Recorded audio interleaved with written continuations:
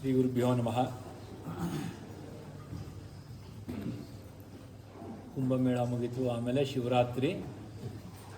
ಶಿವರಾತ್ರಿ ನಂತರ ಮೊದಲನೇ ಸತಿ ಎಲ್ಲ ಒಟ್ಟಿಗೆ ಭೇಟಿ ಆಗ್ತಾ ಇತ್ತು.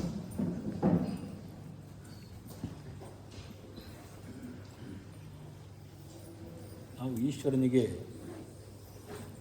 ಆರಾಧನೆಯನ್ನು ಮಾಡಿ ಅವನ ಕೃಪೆಗೆ ಪಾತ್ರರಾಗಿ ನಮ್ಮ ಇಷ್ಟಾರ್ಥಗಳನ್ನು ನಾವು ಸಿದ್ಧಿಸ್ಕೋತಾ ಇದ್ದೀವಿ. ನಿಜ ತಾನೇ? ಕೇಳಿಸ್ಲಿಲ್ಲ?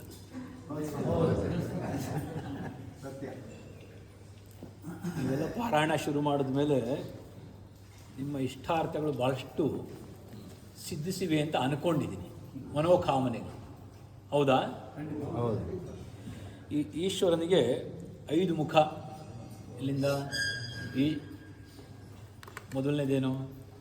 ಸದ್ಯೋ ಯಾದಂ ಪ್ರಪದ್ಯಾಮಿ, ಆಮೇಲೆ ವಾಮದೇವ, ಅಘೋರ, ಈಶಾನ, ಆಮೇಲೆ ಅಘೋರ, ಮಹಾದೇವ,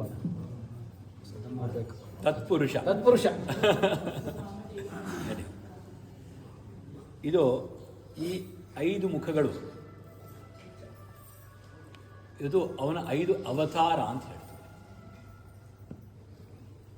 ಈ ಶಿವಪುರಾಣದಲ್ಲಿ ಓದಬೇಕಾದ್ರೆ ಅದರ ಪ್ರಸಂಗ ಬಂತು. ಸೊ ನಿಮ್ಮ ಜೊತೆ ಶೇರ್ ಮಾಡೋಣ ಅಂತ ಹೇಳಿ ಅದಕ್ಕೆ ತಗೊಂಬಂದೆ. ಇಲ್ಲಿ ನಾವೆಲ್ಲರೂ ಇದಕ್ಕೂ ಹೋಗಿದ್ವಿ, ಸೌದತ್ತಿ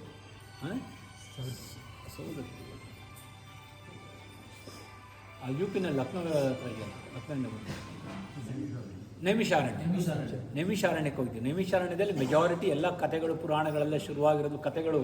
ಶೌನಕಾದಿ ಸೂತ ಪುರಾಣಿಕರು, ಶೌನಕಾದಿ ಮುನಿಗಳಿಗೆ ಹೇಳಿರ್ತಕ್ಕಂಥ ಕಥೆಗಳು ಮೆಜಾರಿಟಿ ನೈಮಿಷಾರಣ್ಯದಲ್ಲಿ. ಈ ಈಶ್ವರನ ಅವತಾರದ ಬಗ್ಗೆ ಪ್ರಶ್ನೆಗಳುಂಟಾದಾಗ ಅವಾಗ ಸೂತ ಪುರಾಣಿಕರು ಹೇಳ್ತಾರೆ, ಹಿಂದೆ ಇದೇ ರೀತಿ ನಂದೀಶ್ವರನ್ನು ಕೂಡ ಋಷಿಗಳು ಕೇಳಿದರೆ ಅವಾಗ ನಂದೀಶ್ವರ ಹೇಳಿದ ಕಥೆಯನ್ನು ಹೇಳ್ತೀನಿ ಅಂತ ಹೇಳ್ತಾರೆ. ಸಾವಿರಾರು ಅವತಾರಗಳಾಗಿದೆ, ಆದರೆ ಪ್ರಧಾನವಾಗಿ ನಿಮಗೊಂದು 5 ತಿಳಿಸ್ತೀನಿ ಅಂಥೇಳಿ ಈ 5 ಮುಖಗಳ ಅವತಾರವನ್ನು ತಿಳಿಸ್ತಾರೆ. ಈ ಒಂದೊಂದು ಮುಖ ಅಂತಂದರೆ ಒಂದೊಂದು ಅವತಾರನೂ ಕೂಡ ಒಂದೊಂದು ಕಲ್ಪದಲ್ಲಿ ಆಗಿರ್ತಕ್ಕಂಥದ್ದು. ಒಂದು ಕಲ್ಪ ಅಂದರೆ ಎಷ್ಟು ವರ್ಷಗಳು?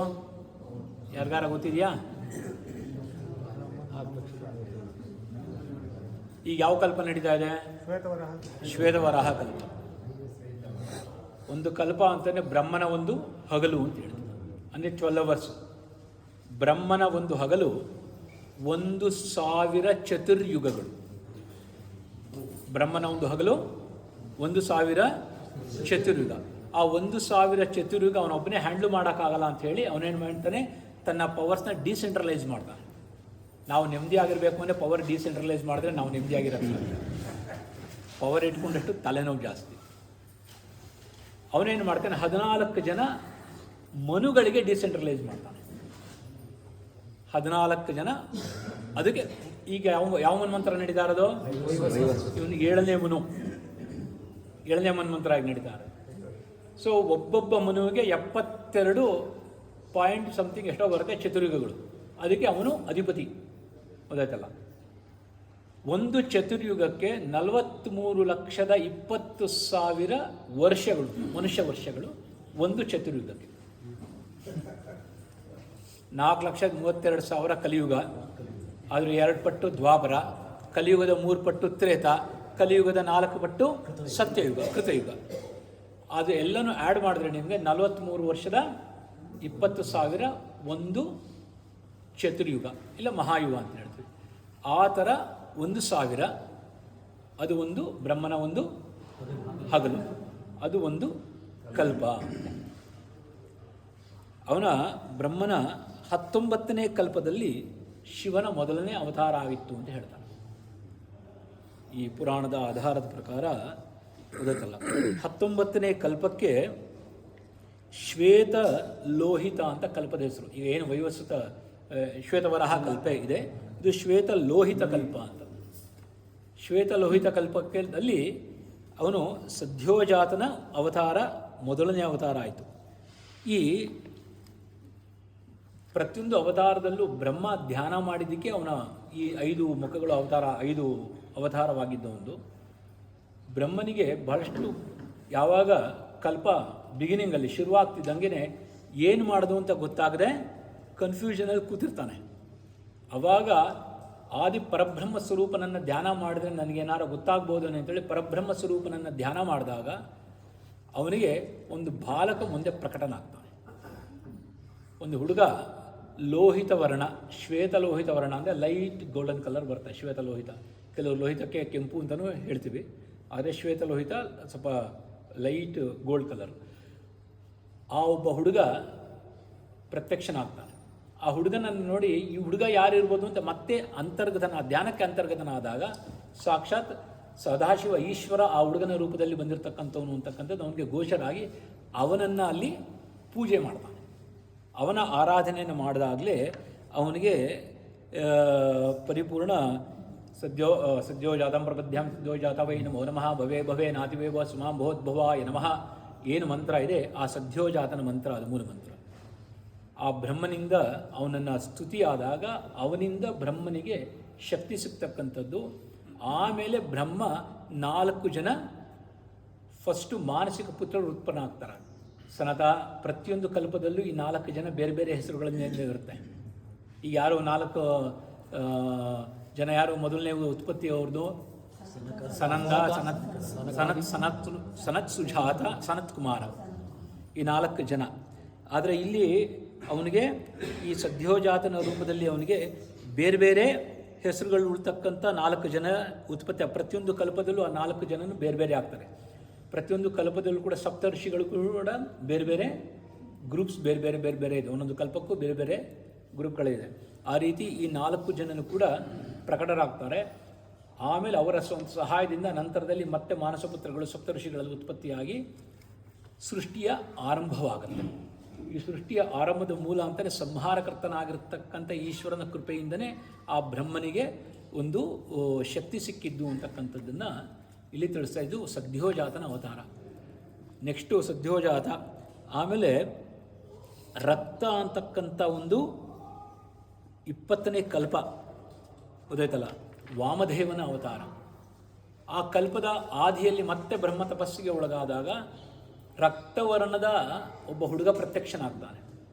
ಎಲ್ಲ ಬಾಲ ಸ್ವರೂಪದಲ್ಲೇ, ಈ 5 ಕೂಡ ಬಾಲಕ ಸ್ವರೂಪದಲ್ಲೇ ಅವನು ತನಗೆ ದರ್ಶನವನ್ನು ಕೊಡ್ತಕ್ಕಂಥದ್ದು ಬ್ರಹ್ಮನಿಗೆ. ಅವನ ಯಜ್ಞೋಪವಿತ ರಕ್ತವರ್ಣ, ಶರೀರ ರಕ್ತವರ್ಣ, ಕಣ್ಣು ರಕ್ತವರ್ಣ, ಅವನ ಪರಿಪೂರ್ಣ ಆಭರಣ ರಕ್ತ, ಕಿರೀಟ ರಕ್ತ, ಎಲ್ಲವೂ ಕೂಡ ರಕ್ತವರ್ಣದಿಂದ ತುಂಬಿರ್ತಕ್ಕಂಥ ಒಂದು ಹುಡುಗ ಬಾಲಕ ಅಲ್ಲಿ ಸೃಷ್ಟಿಯಾಗ್ತಾನೆ, ಪ್ರತ್ಯಕ್ಷನಾಗ್ತಾನೆ. ಮತ್ತೆ ಆ ಬಾಲಕನ ಒಂದು ರಕ್ತವರ್ಣವನ್ನು ನೋಡಿ ಇವನಿಗೆ ಒಂಥರ ಆಶ್ಚರ್ಯ ಆಗತ್ತೆ. ಇವನು ಯಾರಿರ್ಬೋದು ಅಂತ ಯೋಚನೆ ಒಳಗಾದಾಗ ಅವನಿಗೆ ಗೊತ್ತಾಗ್ತದೆ ಇದು ಸಾಕ್ಷಾತ್ ಈಶ್ವರನ ಅವತಾರ ಇದು ಅಂತ. ಅವನೇ ಇಲ್ಲಿ ವಾಮದೇವ ಆಗ್ತಕ್ಕಂಥವನು. ಈ ವಾಮದೇವ ಅಂತಂದರೆ ರಕ್ತವರ್ಣದಿಂದ ಅಭಿಷೇಕ. ನಾವು ಸಾಮಾನ್ಯವಾಗಿ ಈಶ್ವರನಿಗೆ ಅಭಿಷೇಕಾದಿಗಳನ್ನು ಮಾಡಬೇಕಾದ್ರೆ ಎಲ್ಲ ದ್ರವ್ಯಗಳಲ್ಲೂ ಮಾಡ್ತೀವಿ. ಭಸ್ಮದಲ್ಲಿ ಮಾಡ್ತೀವಿ, ಅರಿಶಿಣದಲ್ಲಿ ಮಾಡ್ತೀವಿ, ಕುಂಕುಮದಲ್ಲಿ ಮಾಡ್ತೀವಿ, ಹೌದು.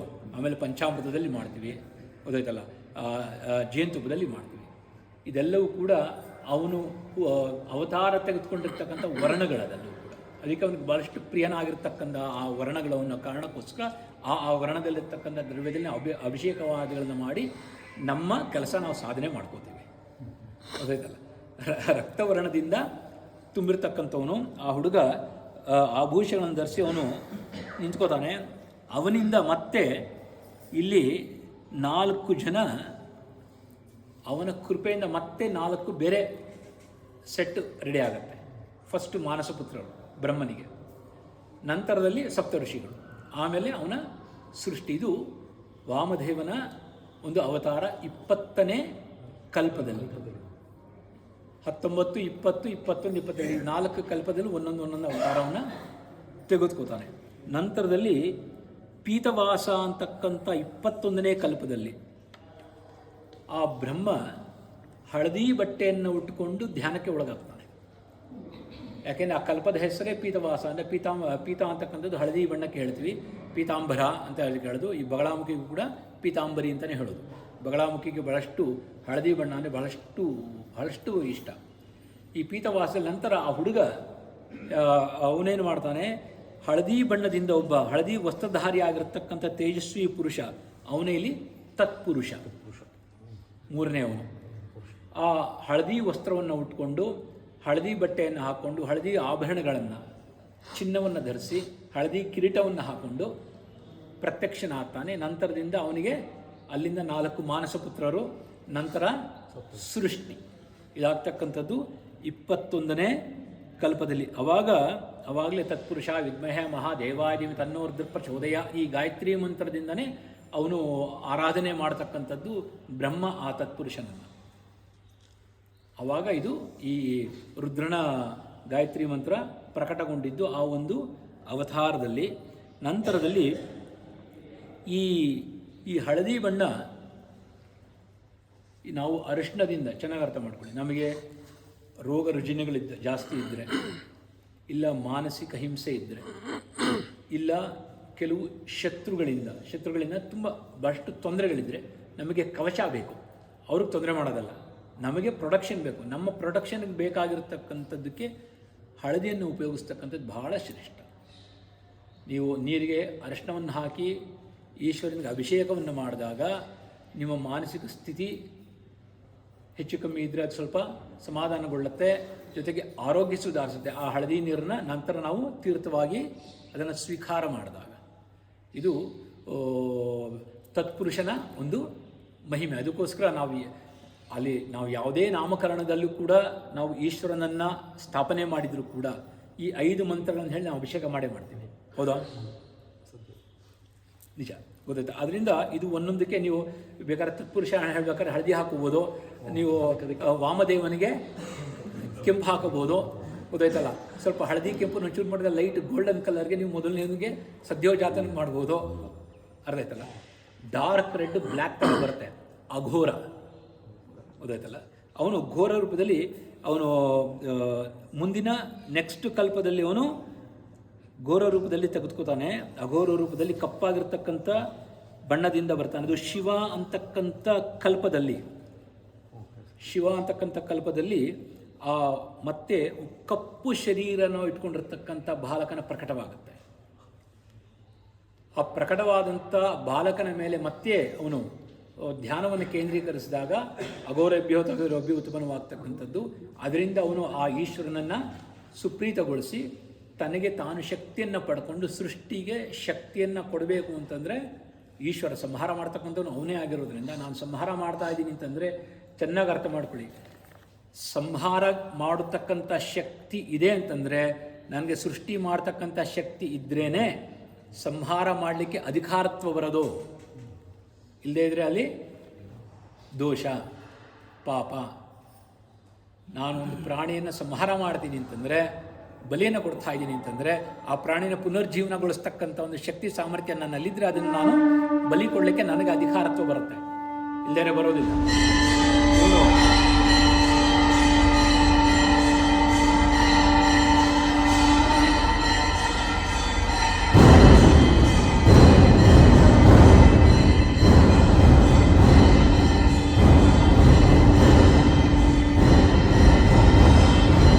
ಸಂಪ್ರದಾಯದಲ್ಲಿ ಗೋರಖನಾಥ ಬಹಳ ಉತ್ಕೃಷ್ಟ ಸ್ಥಾನವನ್ನು ಪಡೆದಂಥ ಗೋರಖನಾಥನು ಕೂಡ ಈಶ್ವರನ ಒಂದು ಅವತಾರ ಅಂತಲೂ ಹೇಳ್ತೀವಿ. ಗೋರಖನಾಥ ಅವನ ಗುರುಗಳು ಮಚ್ಛೇಂದ್ರನಾಥ ಅಂತ. ಅವನ ಕಾಲದಲ್ಲಿ ಒಬ್ಬ ರಾಜ ಮನೋರಂಜನೆಗಾಗಿ ಕಾಡಲ್ಲಿ ಬೇಟೆ ಮಾಡಿ ಒಂದು ಜಿಂಕೆಯನ್ನು ಸಂಹಾರ ಮಾಡ್ತಾನೆ. ಸಂಹಾರ ಮಾಡಿದಾಗ ಆ ಗೋರಖನಾಥ್ ಬಂದು ಹೇಳ್ತಾನೆ, ನಿಂಗೆ ಸಂಹಾರ ಮಾಡಬೇಕು ಅಂತ ಅಧಿಕಾರ ನಿನಗೆ ಯಾರು ಕೊಟ್ಟಿರೋದು, ಅದನ್ನು ಜೀವಗೊಳಿಸ್ತಕ್ಕಂಥ ವಾಪಸ್ ಪುನರ್ಜೀವನಗೊಳಿಸ್ತಕ್ಕಂಥ ಅಧಿಕಾರ ನಿನ್ನಲ್ಲಿದ್ದರೆ ಸಂಹಾರ ಮಾಡಬೇಕು, ಹೊರತು ಇಲ್ಲದೆ ಮಾಡಿಕೊಡ್ದು ಅಂತ. ಯಾರೂ ಮಾಡೋಕ್ಕಾಗಲ್ಲ ಅದು ವಾಪಸ್ ಜೀವನಗೊಳಿಸೋಕ್ಕೆ ಅಂತ. ಅವಾಗ ಗೋರಖನಾಥ್ ಹೇಳ್ತಾನೆ, ನಾನೇನಾರು ಅದಕ್ಕೆ ವಾಪಸ್ ಜೀವ ಕೊಟ್ಟರೆ ನೀನು ಸನ್ಯಾಸಿ ಆಗಿ ಬರ್ತೀಯ ಅಂತ ಕೇಳ್ತಾನೆ. ಒಪ್ಕೊಂಡ್ಬಿಡ್ತಾನೆ ರಾಜ, ನೀರು ಚಿಮುಕ್ಸ್ಬಿಡ್ತಾನೆ, ಆ ಜಿಂಕೆ ಅದು ಓಡೋಗ್ತಾನೆ. ಅವನು ಆ ರಾಜ ನಾಥ್ ಸಂಪ್ರದಾಯದಲ್ಲಿ ಸನ್ಯಾಸ ಸ್ವೀಕಾರ ಮಾಡಿ ರಾಜ್ಯವನ್ನು ಬಿಟ್ಟು ಸನ್ಯಾಸಿಯಾಗಿ ಮುಂದೆ ಹೊರಿತಾನೆ. ಅದರಿಂದ ಒಬ್ಬನಿಗೆ ನಾನು ಪ್ರಾಣವನ್ನು ತೆಗಿತಾ ಇದ್ದೀನಿ ಅಂತಂದರೆ ಪ್ರಾಣ ಕೊಡ್ತಕ್ಕಂಥ ಅಧಿಕಾರತ್ವ ನಮ್ಮಲ್ಲಿದ್ರೇ ಪ್ರಾಣ ತೆಗಿಲಿಕ್ಕೆ ಅಧಿಕಾರ. ಅದರಿಂದ ಇಲ್ಲಿ ಆ ಅಘೋರ ರೂಪದ ಧಾರಣೆಯನ್ನು ನೇನಕ್ಕೆ ಮಾಡ್ತಾನೆ, ಸಂಹಾರಕರ್ತನಾಗಿರ್ತಕ್ಕಂಥವನು ಸೃಷ್ಟಿಯನ್ನು ಮಾಡ್ತಕ್ಕಂಥ ಸಾಮರ್ಥ್ಯ ಇರೋದರಿಂದ ಅವನು ಸಂಹಾರಕ್ಕೂ ಅವನೇ ಅಧಿಪತಿಯಾಗಿ ಕೂತಿರ್ತಕ್ಕಂಥವನು. ಅದರಿಂದ ಮಹಾಕಾಳ ಅಂತ ಅವನಿಗೆ ಹೆಸರು. ಆ ಘೋರ ರೂಪದಲ್ಲಿ ಅವನು ಪ್ರತ್ಯಕ್ಷನಾಗಿ ಕಪ್ಪು ರೂಪದಲ್ಲಿ ಕಪ್ಪು ವಸ್ತ್ರವನ್ನು ಇಟ್ಕೊಂಡು ಕಪ್ಪು ಯಜ್ಞೋಪವೀತ ಹಾಕ್ಕೊಂಡು ಈ ರೀತಿಯಾಗಿ ಅಘೋರದಿಂದ ಪ್ರತ್ಯಕ್ಷನಾಗ್ತಾನೆ. ಆ ಒಂದು ಶಿವ ಅಂತಕ್ಕಂಥ ಒಂದು ಕಲ್ಪದಲ್ಲಿ ಆ ಸೃಷ್ಟಿಯನ್ನು ಮಾಡಲಿಕ್ಕೆ ಅವನಿಗೆ ಸಹಕಾರಿಯಾಗ್ತಾನೆ. ಅಲ್ಲಿ ಬಂದಿರತಕ್ಕಂಥ 4 ಜನ ಏನು ಸನತ್ ಕುಮಾರ, ಸನತ್ ಸುಜಾತನ ಹೆಸರುಗಳ ಆ ಒಂದು ಇದರಲ್ಲಿ ಕೃಷ್ಣಶಿಖ, ಕೃಷ್ಣಾಸ್ಯ, ಕೃಷ್ಣಕಂಠ ದೃಕ್ ಅಂತಕ್ಕಂಥ ಹೆಸರಿನಿಂದ ಆ 4 ಜನ ಪ್ರಖ್ಯಾತರಾಗಿ ಯೋಗ ಮಾರ್ಗವನ್ನು ಪ್ರಚಲಿತಗೊಳಿಸುತ್ತಾರೆ. ಯೋಗ ಮಾರ್ಗದಲ್ಲಿ ಯಾಕೆಂದರೆ ಅವ್ರ 4 ಜನನು ಕೂಡ ಪರಿಪೂರ್ಣವಾಗಿ ವೈರಾಗ್ಯವನ್ನು ಹೊಂದಿರತಕ್ಕಂಥವ್ರು. ಅವ್ರು 4 ಜನ ಹುಟ್ಟಿದಂಗೆ ವೈರಾಗ್ಯವನ್ನು ಹೊಂದಿ ಬ್ರಹ್ಮಜ್ಞಾನದ ಕಡೆ ತಿರುಗಿಬಿಟ್ಟಿರ್ತಾರೆ. ಆದ್ದರಿಂದ ಆ ಯೋಗ ಮಾರ್ಗದಿಂದ ಪ್ರಚಾರವನ್ನು ಮಾಡ್ತಕ್ಕಂಥದ್ದು ಇವರಿಂದ ಈ 4 ಜನದಿಂದ ಯೋಗ ಮಾರ್ಗ ಪ್ರಚಲಿತವಾಗಿದ್ದು ಅಂತ ಕೂಡ ಕೆಲವು ಕಡೆ ಉಲ್ಲೇಖನೂ ಇದೆ. ಕೊನೆಯದಾಗಿ ಇವನು ವಿಶ್ವರೂಪ ಅಂತಕ್ಕಂಥ ಒಂದು ಕಲ್ಪ, ಮತ್ತೊಂದು ಕಲ್ಪದಲ್ಲಿ ಆ ಬ್ರಹ್ಮ ಈಶ್ವರ ಈಶಾನ ರೂಪದಲ್ಲಿ ಪ್ರಕಟನಾಗ್ತಾನೆ. ಈಶಾನ ಸರ್ವಿಧ್ಯಾನಾಂ ಈಶ್ವರ ಸರ್ವಭೂತಾನಾಂ ಅಂತ ಏನು ಹೇಳ್ತೀವಿ ಅದನ್ನು ಈಶಾನ ಅಂತಕ್ಕಂಥದ್ರಲ್ಲಿ 21ನೇ ಇದರಲ್ಲಿ ಅವನು ಪ್ರಕಟನಾಗ್ತಾನೆ. ಇಲ್ಲಿ ಅವನು ಪ್ರಕಟನಾಗೋಕ್ಕೂ ಮೊದಲು ಸರಸ್ವತಿ ಗರ್ಜನೆಯನ್ನು ಮಾಡ್ಕೊಂಡು ಪ್ರಕಟವಾಗ್ತಾಳೆ. ಸರಸ್ವತಿ ಪ್ರಕಟವಾಗೋದು ಅಲ್ಲಿ ಸಿಂಹ ಗರ್ಜನೆಯನ್ನು ಮಾಡಿಕೊಂಡು ಸರಸ್ವತಿ ಪ್ರಕಟವಾಗ್ತಾಳೆ ಅಂತಕ್ಕಂಥ ಈ ಒಂದು ಪುರಾಣದಲ್ಲಿ ಉಲ್ಲೇಖ ಕೊಟ್ಟಿದ್ದಾನೆ. ಆಮೇಲೆ ಈಶಾನ ಪ್ರಕಟನಾಗ್ತಕ್ಕಂಥದ್ದು. ಆ ಈಶಾನನ ಒಂದು ಕೃಪಾದೃಷ್ಟಿಯಿಂದ ಮತ್ತೆ ಅವನಿಗೆ 4 ಜನ ಮಾನಸಿಕ ಪುತ್ರರು. ಆ ಮಾನಸಿಕ ಪುತ್ರರ ಹೆಸರು ಪ್ರತಿಯೊಂದು ಕಲ್ಪದಲ್ಲೂ ಕೂಡ ಬೇರೆ ಬೇರೆ ಬೇರೆ ಬೇರೆ ಆಗುತ್ತೆ. ನಂತರದಿಂದ ಅವನ ಸೃಷ್ಟಿಯ ರಚನೆಗೆ ಆ ಈಶ್ವರನ ಒಂದು ಕೃಪಾದೃಷ್ಟಿ ಇಲ್ಲ ಅಂತಂದರೆ ಸೃಷ್ಟಿಯಾಗಲಿಕ್ಕೆ ಸಾಧ್ಯ ಇಲ್ಲ. ಆದ್ದರಿಂದ ಏನು ಈಶ್ವರನ ಆರಾಧನೆಯನ್ನು ಮಾಡೋದ್ರಿಂದ, ಈಗ ನಾನು ಸೃಷ್ಟಿ ಮಾಡಬೇಕು ಅಂದರೆ ನನ್ನಲ್ಲಿ ಕರುಣೆ ಇಲ್ಲ ಅಂದರೆ ನಾನು ಸೃಷ್ಟಿಯನ್ನು ಮಾಡಲಿಕ್ಕೆ ಆಗೋದಿಲ್ಲ. ನಾನು ಕೋಪದಿಂದ ಸೃಷ್ಟಿಯನ್ನು ಮಾಡಲಿಕ್ಕಾಗಲ್ಲ. ಯಾವಾಗ ಸೃಷ್ಟಿ ಮಾಡಿದ ಇಲ್ಲಿ ನೀವುಗಳು ಆಟ ಆಡಿರ್ತೀರ ಚಿಕ್ಕ ಮಕ್ಕಳಿದ್ದಾಗ. ಈ ನದಿ ತೀರದಲ್ಲಿ ಈಗೆಲ್ಲ ಆಟಗಳು ಕಡಿಮೆ ಆಗೋಯ್ತು. ನದಿ ತೀರದಲ್ಲಿ ನಾವೆಲ್ಲ ಆಡ್ತಾ ಇದ್ವಿ. ಹೋದಾಗ ಅಲ್ಲಿ ಮರಳಲ್ಲಿ ಮಣ್ಣುಗುಡ್ಡೆ ಬೆಟ್ಟ ಕಟ್ಟೋದು, ಅದರಲ್ಲಿ ಕಪ್ಪೆಗೂಡು ಮಾಡೋದು ಎಲ್ಲ ಆಟ ಅಲ್ಲ ಆಡಿದ್ಮೇಲೆ ಆ ನಾವು ರಚನೆ ಮಾಡಿರ್ತಕ್ಕಂಥ ಆ ಒಂದು ಬೆಟ್ಟ ಏನಿದೆ ಅದ್ರ ಮೇಲೆ ಕುಪ್ಪಳಿಸ್ಬಿಟ್ಟು ಹೊಡೆದಾಕ್ಬಿಟ್ಟು ಬರ್ತಾಯಿದ್ವಿ. ಯಾರು ಕೇಳಿದ್ರೆ ಏನಕ್ಕೆ ಅದನ್ನು ಕಟ್ಟಕ್ಕೇನಕ್ಕೆ ಹೋದೆ, ಹೊಡೆದಿದ್ದೇನಕ್ಕೆ ಅಂತ. ಅದರಲ್ಲಿ ಕಟ್ಟೋದ್ರಲ್ಲೂ ಆನಂದ, ಅಲ್ಲಿ ಹೊಡೆಯೋದ್ರಲ್ಲೂ ಆನಂದ. ಅದನ್ನೇ ನಾವು ಇಲ್ಲಿ ಲೀಲೆ ಅಂತ ಹೇಳ್ತೀವಿ. ಸೃಷ್ಟಿನೂ ಆ ಭಗವಂತನ ಲೀಲೆ, ಆ ಸಂಹಾರನೂ ಕೂಡ ಭಗವಂತನ ಲೀಲೆ. ನೀನು ಏನಕ್ಕೆ ಮಾಡಿದೆ ಅಂದರೆ ಆ ಮಗು ಕಪ್ಪೆಗೂಡು ಮಾಡ್ತೋ, ಅಲ್ಲೊಂದು ಕಪ್ಪೆ ತಂದು ಬಿಡ್ತೋ, ಆಟ ಆಡ್ತೋ, ಆಮೇಲೆ ಕೊನೆಗೆ ಅದನ್ನು ಹೊಡೆದಾಕ್ಬಿಟ್ಟು ಹೋಯ್ತೋ ಇಲ್ವೋ. ಅದರಲ್ಲಿ ಅದು ಆನಂದವನ್ನು ಕಾಣ್ತು. ಇಲ್ಲಿ ಪ್ರಧಾನ ಕಟ್ಟೋದು ಸಂಹಾರ ಮಾಡೋದು ಅಲ್ಲ, ಪ್ರಧಾನ ಆನಂದವಾಗಿರೋದು. ಸಂಸಾರದಲ್ಲಿ ನಾವು ಅದನ್ನು ಅಳವಡಿಸ್ಕೋಬೇಕು. ಮನೆ ಕಟ್ತೀವಿ, ಮನೆ ಭಾಳಷ್ಟು ನಾನೊಬ್ಬ ಎಂಪ್ಲಾಯ್ ಆಗಿ ಕಷ್ಟಪಟ್ಟು ಬಾಡಿಗೆ ಮನೆಯಲ್ಲಿದ್ದು ಆಮೇಲೆ ಸಾಲ ಸೋಲ ಮಾಡಿ ನಾನು ರಿಟೈರ್ಡ್ ಆಗಿ PF ಅಮೌಂಟನ್ನೆಲ್ಲ ಹಾಕಿದ್ಮೇಲೆ ನನಗೆ ಮನೆ ನನ್ನ ಸ್ವಂತ ಆಗೋದು, ಅಲ್ಲಿ ತನಕಾಗಲ್ಲ. ಸೊ ಒಂದು 25-30 ವರ್ಷ ನನ್ನ ಜೀವನದ ಒಳ್ಳೆಯ ದಿನಗಳಲ್ಲಿ ನಾನು ಪರಿಶ್ರಮ ಪಟ್ಟು ಮನೆ ಕಟ್ತೀನಿ. ನನ್ನ ಮಗ ಹೊಡೆದಾಕ್ಬಿಟ್ಟು ಬೇರೆ ಮನೆ ಕಟ್ತಾನಪ್ಪ,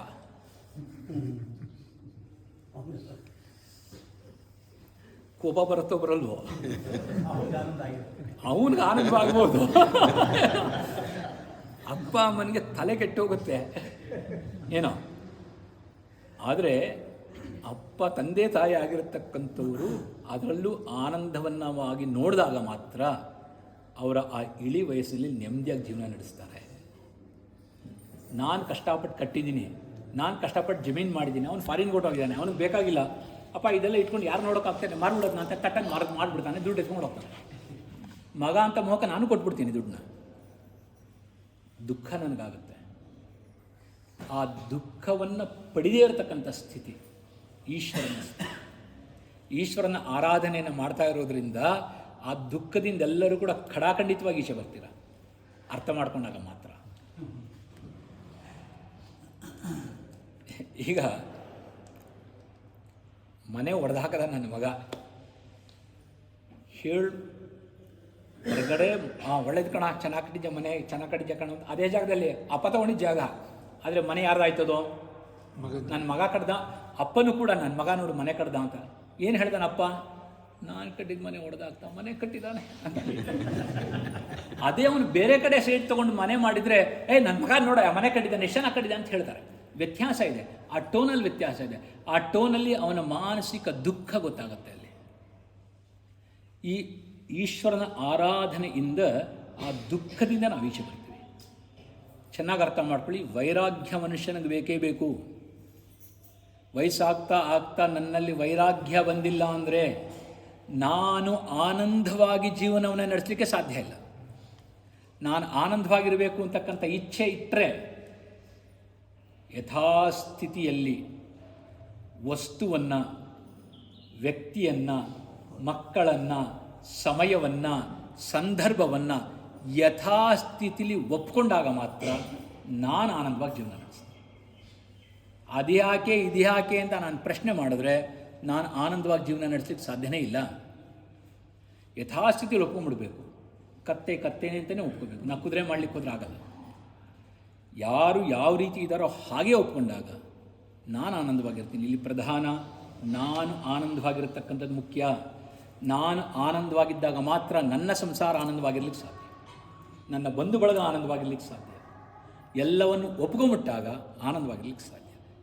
ಏನಾಗಬೇಕು ಅದು ಹಾಗೇ ಆಗತ್ತೆ, ಏನಾಗಬಾರ್ದು ಅದು ಶತಗತಾಯ ಆಗಲ್ಲ. ಯಸ್ಮಾಚ್ಚ ಏನಚ ಯಥಾಚ ಯಥಾಚ ಯಚ್ಚ ಯಾವಚ ಯತ್ರ ಚ ಕೃತ ಶುಭಾಶುಭಂ ಆತ್ಮಕರ್ಮ ತತ್ತಾಚ ತೇನ ಚ ತದಾಚ ತದಾಚ ತಚ್ಚ ತಾವಚ ತತ್ರ ಚ ಕೃತಾಂತವಶಾದ್ ಉಪೈತಿ ಅಂತ.